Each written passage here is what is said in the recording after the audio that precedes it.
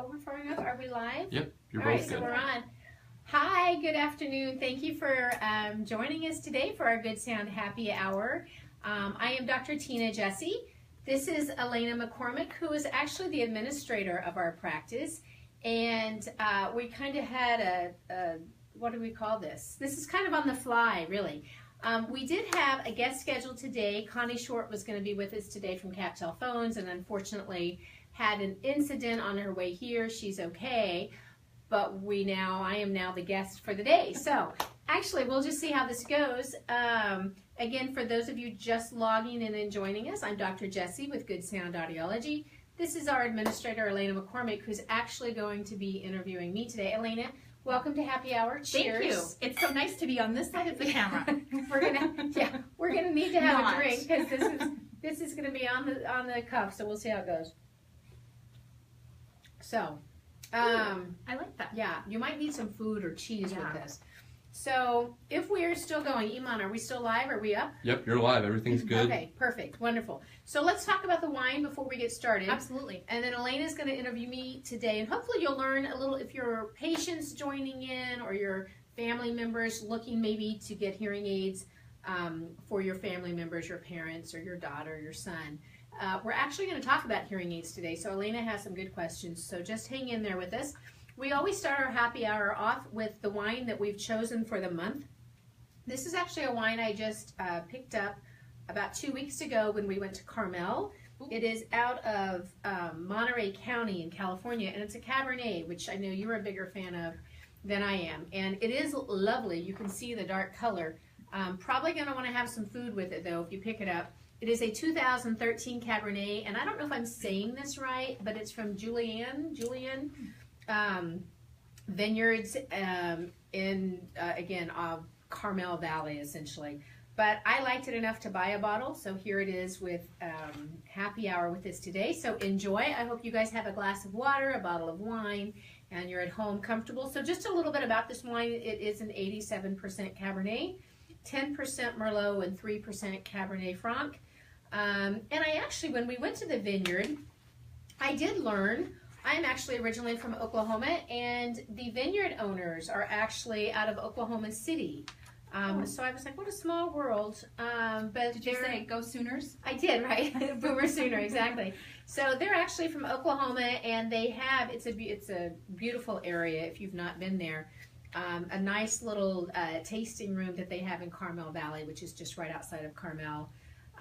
It looks like they have, what is this, 40 acres. They started in 1982. I just printed out some good information about them. But it's a family out of Oklahoma City, and they wanted to produce estate-crafted wines.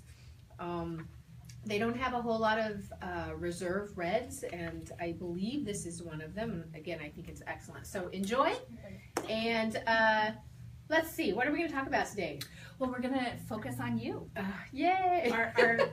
Our fearless leader. We'll see how it goes. All right, let's go. Okay, so let's start with, there may be people tuning in that have not had the opportunity to meet you or have not come to Good Sound Audiology before. Like, you want to just kind of tell us a little bit about the practice and you? Okay, so it is actually a fabulous practice because of my staff, two of which are here today. One is behind the scenes, and then one is sitting here.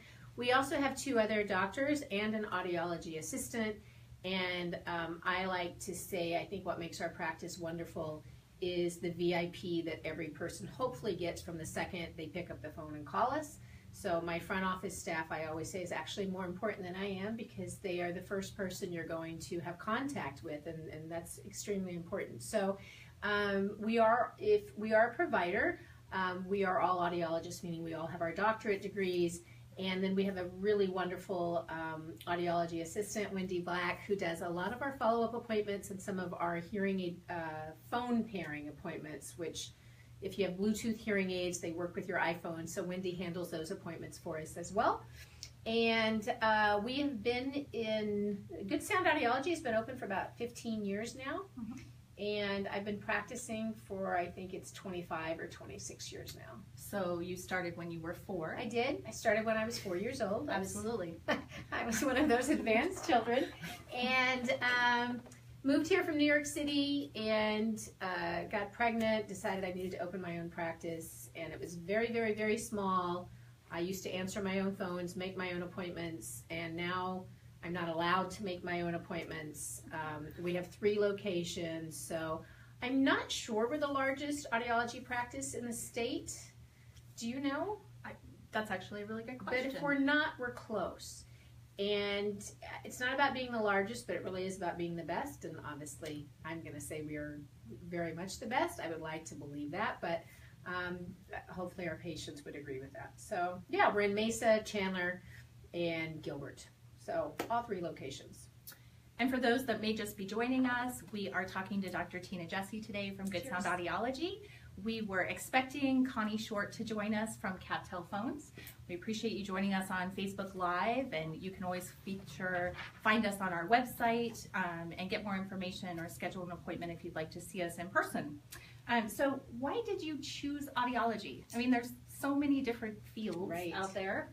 What made you deal with ears? You know, when I was in college, went to college, you know, I'm 17, I didn't know what to do, and actually there was a couple things that led me to this field very early on. Like my freshman year, I took an allied health course. Have I told you this before? I don't think so. Okay, actually. Well, I don't know if you know. So I took an allied health course because I knew I wanted to do something in the medical field, and that's where they had all these different professions come in, you know, representative from physical therapy, psychology, audiology, speech pathology, and they just spoke to what every field does. And when the person from audiology spoke, I had a younger brother that I was very close to, and when he was young, he had actually a pretty significant speech impairment, and it wasn't caught until after they kept figuring out why he wasn't talking, because he had such chronic ear infections, he had hearing loss. So I remember that being very painful for him. He was made fun of. And so when the audiologist was speaking in this allied health course, I think it just spoke to me on a personal level. And so I'm sorry for my brother that he went through that, but probably because of that is what made me choose this profession, and thank goodness, because it's been a wonderful calling for me, if you will. So yeah. Very good. Okay, so I'll get the biggest question out of the way that everybody asks initially, which is, why are hearing aids so expensive? Because I need to make a lot of money. No, we need to afford our wine habit. Yeah, no, sorry, because I know some of you are really looking at this for valid information. So there are different answers for that. The most common and probably the most accurate answer is really because of the research and development that goes into hearing aids. When I started 26 years ago, they were $1,000 a piece, and they really were just basic amplifiers. And today, they are very sophisticated computers, and you can find hearing aids. You can find hearing aids covering every price range. Good hearing aids, the hearing aids that we fit, the only hearing aids that I will fit, are going to be anywhere between about $5,000 and $8,000 a set. And I would sell a lot more hearing aids if I fit cheaper hearing aids, but I also would have a lot of unhappy patients. So because it is my practice, that's just a decision I made. We do have expensive hearing aids, but we also really guarantee an exceptional outcome. And if you don't have that, we don't want you to keep the hearing aids. So they are expensive, research development. Also, I can't speak to other practices, but in our practice, when you purchase that set of hearing aids, you also get all the services that go with that for the life of the hearing aid. So all of those follow-up visits for that 3 to 5 years that you're wearing those instruments, you don't get charged every time you see a doctor.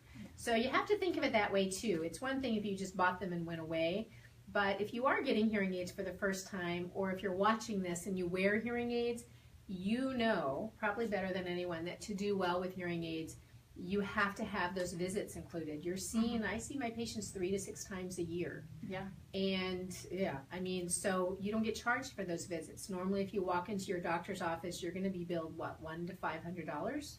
Right. For every visit. Just a copay? Yeah. You know. Yeah, for every visit or a copay. So probably those, the services, and then the research and development, and then obviously the cost of the computers. Yeah. Absolutely. Do we have a question? No? Okay. Okay, I thought we had a question. I'm just imagining questions today. So I'm going to move on. So kind of going in line with the cost question, does insurance companies cover this? So insurance companies, more than ever before, are starting to help cover. Years ago, nobody paid for hearing aids, and now we check on every patient that walks in the door because 30-40% probably pays something. So a little bit is better than nothing. So don't assume that you don't have insurance coverage just because you're on Medicare. Medicare pays zero, although they will pay for the hearing evaluation. But if you have a supplement, even sometimes a supplement that says, look, we only follow Medicare guidelines, often now there is some coverage there. So we will check. Call our office with both of your insurance if you have more than one, and we will call and check on absolutely everyone who walks in. So we do have a question now. Okay, great. What is your favorite part of being an audiologist, and what would you say the most rewarding part of your job is? I'm going to answer that, and that's, working with me and drinking wine on the third Wednesday of the month. But other than that. Yeah, it's happy hour now. That's probably pretty easy. I think it's the same answer. It really is, it's the relationship you have with your patient. It's the relationship I have with my patients. If I didn't believe that I was improving people's quality of life, I really wouldn't have much joy. And because I see that joy that they're getting from better hearing, that is definitely the most rewarding part, and really why I still like coming to work. Because owning a business is stressful, it's hard, managing a staff is difficult, but because of the reward of what really we all do, because it really takes all of us to really impact people's lives, that's, I can get really emotional over that, but it's still very rewarding. Go ahead. I was just going to add, I had a similar, kind of my own experience with this, because I'm obviously not the audiologist, and I don't get to interact and get those kind of wow moments with the patient Right. when they're finally hearing better. But for a period of time, we were installing, and we still do install, TV streamers into patients' homes that have difficulty with the TV, and that's something that I do for patients, and it gave me the opportunity to really connect with patients on a completely different level, and being able to, bring that technology to them and be able to stream wirelessly from their television to their hearing aids is amazing. And it's really touching, and it really makes you feel good. Well, I remember when we used to do that, Elena would go into our patients' homes and plug it up for them, and she'd say, this is now the most favorite part of my job, because they would all hug her, and that's just hearing the TV better. These things matter to people. So, I don't know, it's just really special to have someone trust you when they feel vulnerable, or they feel like maybe they have a little bit of a disability, and they share that with you, and you're able to make it better. So that's an easy question to answer. That's definitely the greatest part of my job. Again, for those of you just joining us, I'm Dr. Tina Jessee with Good Sound Audiology. This is actually our administrator, Elena McCormick, who is interviewing me today.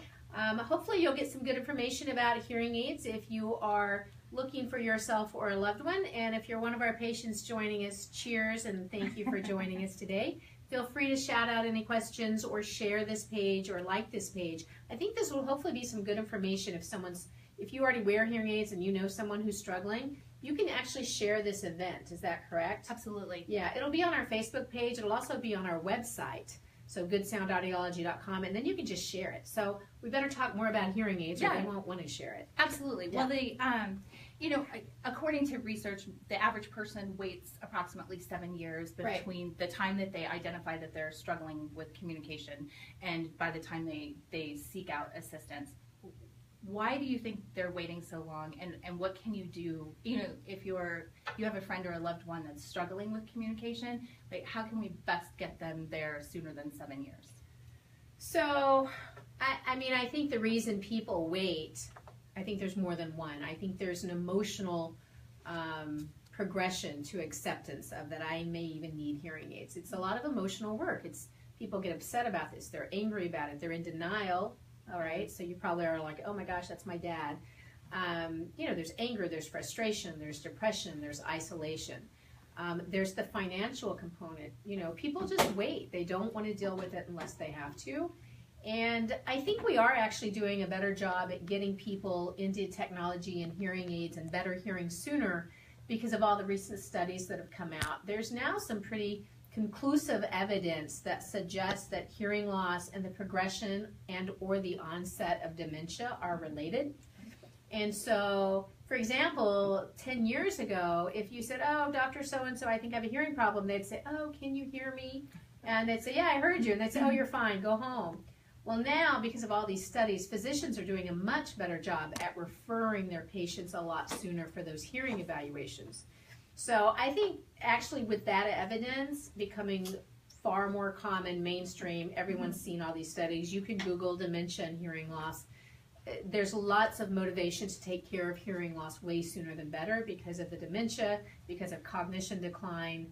There's just lots of reasons to take care of it, not to mention just better hearing. And even if you're elderly, I always say I'm very biased for my seniors. If you have 5 years left of life, they need to be the best 5 years. If you can't participate with your family or the people who matter to you, you don't want to be here. Right. Yeah. So anyway, hopefully we're doing better at that. So how does someone who has hearing loss know who to see? There are so many choices, and you open the paper and there's just a plethora of ads and different types of providers. Like, how do you know who to go to? Well, especially in Arizona. I did not grow up here, and to me this truly is the Wild West of hearing aids. Anybody can almost sell hearing aids in this state. It's a little scary. So I'm going to be biased. I'm going to tell you, obviously, to see an audiologist. We tend to have the most education. We have to have a bachelor's. I have a bachelor's, a master's. I did a fellowship. I completed my doctorate degree. So I didn't do this in 2 years. I didn't do this by taking one test. So I'm going to say if you want to stack the odds in your favor, obviously see an audiologist. That's kind of our slogan. A doctor of audiology makes a difference. And it doesn't mean you will always end up with a fabulous doctor. It's like any other field. But I think if you educate yourself, I would see an audiologist. I also think if you don't, there's two ways I would find an audiologist. One is I would find someone who loves their hearing aids. I would say, who do you see? Where do you go? Oh, yeah. The other is I would ask your doctor, your primary care doctor. Who do you refer to? I might need hearing aids. This is a huge decision. I would never go to Target for a pacemaker. Really? Yeah. So this is so important. If you sit in my office every day, I mean, I know you're up front and you see part of this, or you're in the back, but if you sat in the exam room every day with myself or Dr. Klein or Dr. Strike and saw the pain that comes from untreated hearing loss, you would rank this so important as far as quality of life goes for people. And it is important, and it doesn't matter where you go, they're expensive. So again, ask your doctor, find someone who loves their hearing aids. Yeah. So I know there's been a lot of buzz in the news lately about recent legislation for over-the-counter hearing aids. Do you want to kind of speak to that? Oh, sure. So over-the-counter hearing aids, you guys, if you're looking into hearing aids, probably come September, October, I'm going to guess that this will pass. I think it just, I may get this backwards, I think it just went through the Senate and it passed, and I think it's going to go to the Congress or vice versa. I'm not sure which one went first. I think it was the Senate. Anyway, so there's going to become the availability to purchase hearing aids over the counter. Now, there's a lot of hoopla around this. First of all, what people should know, hearing devices have been available over the counter for years. You can order from the back of a magazine. I think Best Buy was selling some personal hearing devices. What do we call them? PSAPs? PSAPs, yeah. PSAPs. This is not new. What's new is now they're going to label it differently so it appeals and obviously people make more money. The advantage to over-the-counter hearing aids is they're going to be very inexpensive, which sounds lovely. And I'm going to guess for about 2 to 3% of the population it may work. Unfortunately, they're only going to be appropriate for mild hearing losses, and they're going to be pretty basic. And we've done this before. Again, this is not new. It's just now it's going to become over-the-counter. It's legislation. This isn't new. Get on an airplane and open up, what are those magazines called? Oh, like Sky Mall? Sky Mall. You can find all sorts of little personal devices. I've been dealing with these for years. I don't know any of them that work.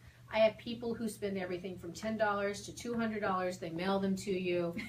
I don't know. Actually, that's not true. I had one person who said, it was a gentleman, who was like, yeah, I got these in the mail, 4 years ago. I wear them all the time. I don't know anyone who gets them and ever wears them. So again, if you're looking for a very quick, cheap solution, yes, go try those. You're probably going to do that first and then end up in our office. There's a lot of work that goes into making, you've heard horror stories about hearing aids. There's a lot of work that goes into a good hearing aid fitting. It's one thing to sell a hearing aid, it's another thing to change someone's life. And if you just want to spend money on a hearing aid, you can do that anywhere. But if you really want better hearing, you're probably going to have to spend a little more money and see an audiologist. Yeah. If I'm wrong, wonderful. You saved a lot of money, but I've done this for a long time and I've seen all of those products, and I'm in a very successful practice. If it were possible, I wouldn't be here. Or at least I'd be doing other things. I'd be working with dizzy patients. So yeah, so it's going to happen. You'll hear a lot of hoopla probably come September, October, but it's not that new. It's just they're going to market it very differently. Yeah.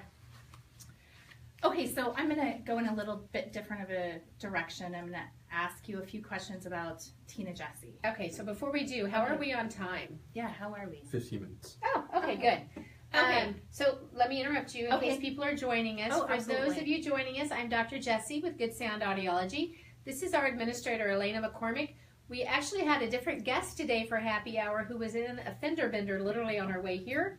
So today we're just kind of winging it, and Elena was nice enough to write up some questions, and we're doing it a little different. So welcome to happy hour. We do this the third Wednesday of every month at 4:30 Arizona time. We always have different guests, different speakers, always relating to better hearing, hearing aids, audiology, somehow, and how to take care of our patients.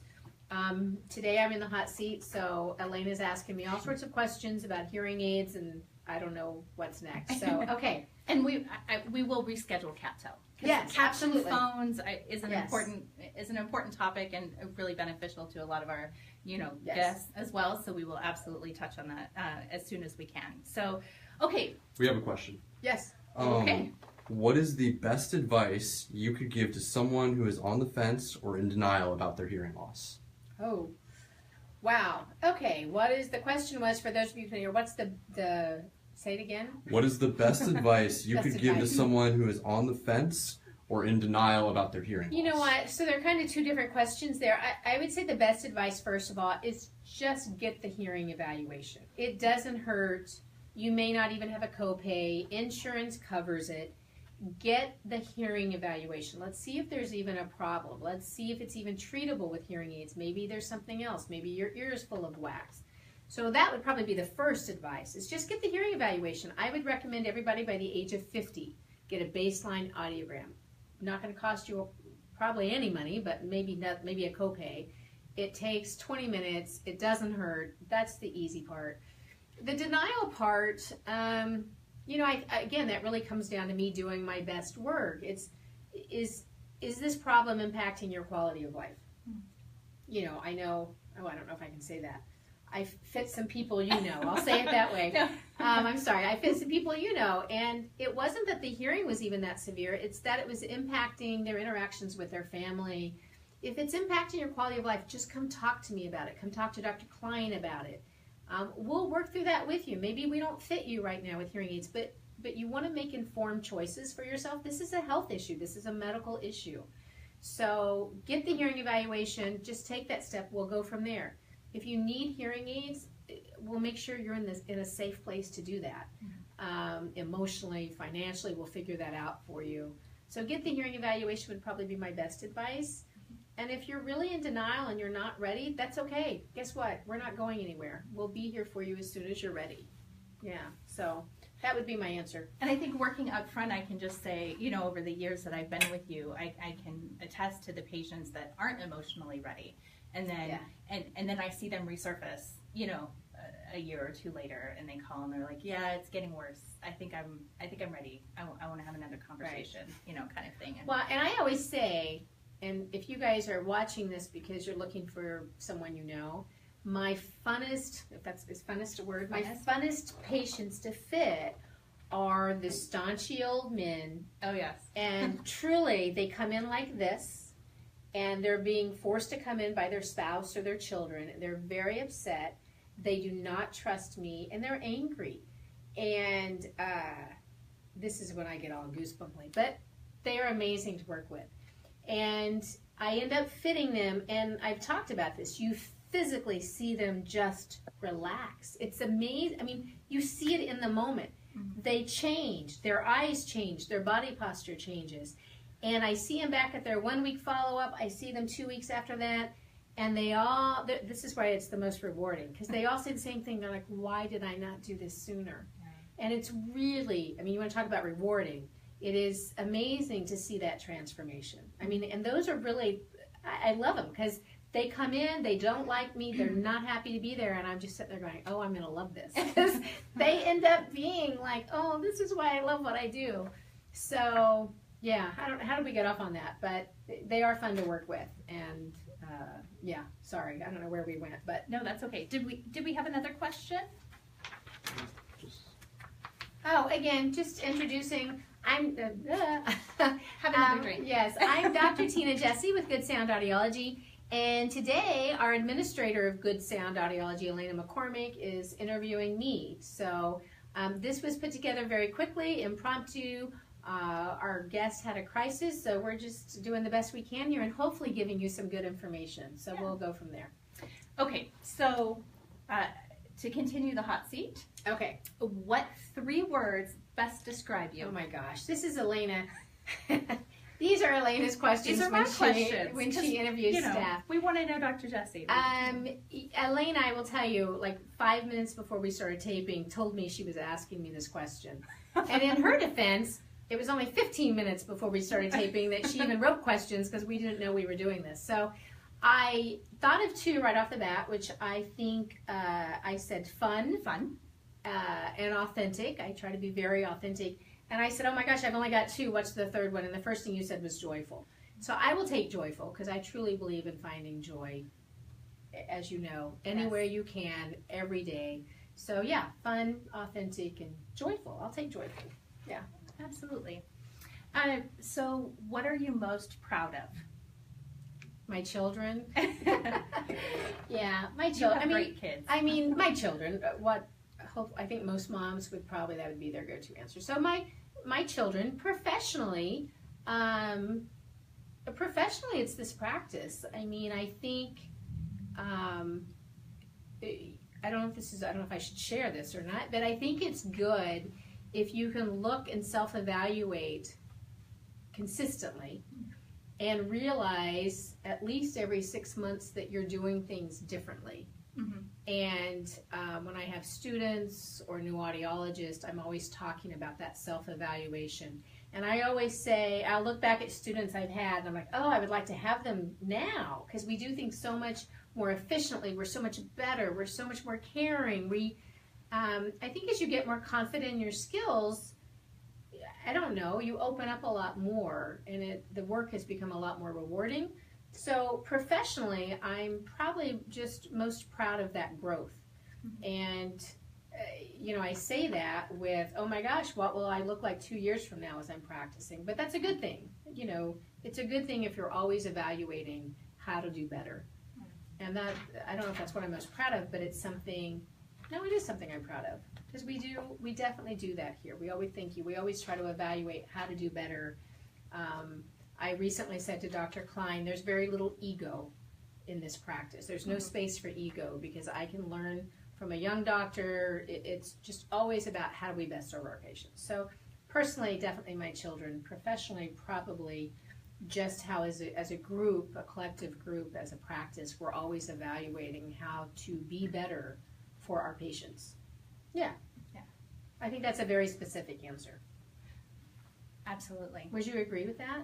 I would. I mean, I think it's the little things that we do without asking and, without being told that kind of, makes the difference in how we take care of our patients. And I mean, just to speak personally, yesterday we had a staff member out sick and I was covering an office and a patient called and she was having a difficult time with her. We did a payment plan for her to get her into new technology. Right. And when I was talking to her over the phone, she had some questions about how she was sending her payment and everything.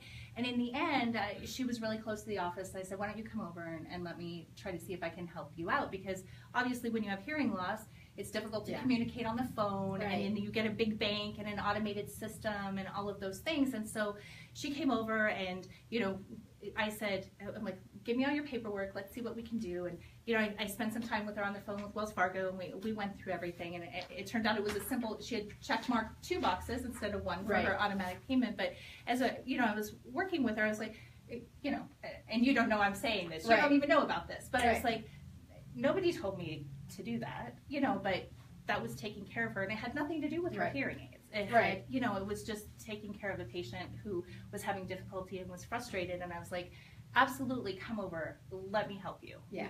We'll Yeah. we'll make this right for And you. all of our staff, I think, does that. Yeah. It's the little things, it's getting up and opening the door for them, it's anticipating their needs. So that is what I like most about us. Yeah, is that we really try to, and we can always do better, and I'm not saying every day we hit it out of the park, but I do think consistently people feel that in our practice. I always say that, again, that's why our front office, that person up there is everything. Years ago, we used the analogy that, what did we say, the front office is the appetizer. Yes, it's a fine dining experience. Yeah. Yes. Yeah, and then I'm the entree. Yeah. Well, Or it one of the actually starts doctors. with the phone call is, Yeah. is the appetizer, Yes. and then the front desk and paperwork and all of the Yes. things that are necessary in coming into an appointment, and then it goes through. And then dessert is when you're leaving the practice. Like, you need to feel like you're cared about as much when you leave as you did when you walked in, and vice versa. So to me, it's just customer service. Again, I grew up in Oklahoma, and it's so easy just to be nice to people and care, and that's really, everybody wants that. So Yeah, absolutely. all right, that was the hard question. I know. I'm Yeah. sorry. I think I'm getting the sign that we're out of time. Okay. So I Yay, think we're we're done. gonna remind you of our next episode show. Yes. So I think next show, it says Dr. Klein, but I think we have 2 different guests scheduled. So we'll clarify that in the future. But our next show will be August 16th. You may be right, because I think we have a mother-daughter patient, Yes. and they may be September. I believe that's September, but Yeah. I could have made a mistake. It So was a Dr. little- Klein may actually be our guest for August 16th. It's always the 3rd Wednesday of every month, so you can write it down. Get your bottle of wine. Again, if you like a good cab from California, again, this is, I don't know if I'm saying it right, Joullian, It looks like Joullian. Joullian Vineyards in California. It's lovely. So the 16th, 4:30. And thank you for joining us. I hope this was helpful for you. Please share this with your friends and family. And cheers. Cheers. Thank you.